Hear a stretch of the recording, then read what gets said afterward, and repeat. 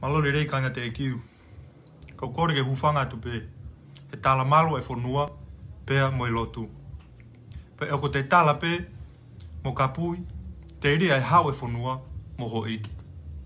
Pe eko o kore ke u talangata he, kai ataa ke u whakahoko atu, ha popo aki sa pate whae.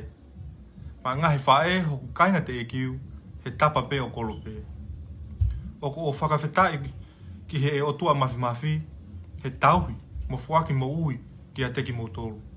O lava ke mo toi au sia mai ai hono whaka mangatua, ai sapate mauinga o ngahi whae. O whaka amu pe ke au atu ki he te kiu kotoa. Whakatawange ki he eiki, ke tau whetuku me langi, ha ngahi tapuaki, ke mo inasi ai. Pe whakatawange ke mo mau, ha sapate whae whia, mo kelesi ia.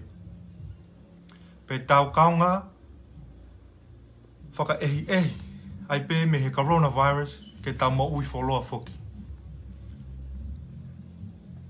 Oko o ofalahe atu, moi lotu, kainga te ekiu, ke a te teki mo tolu, hono kotoa.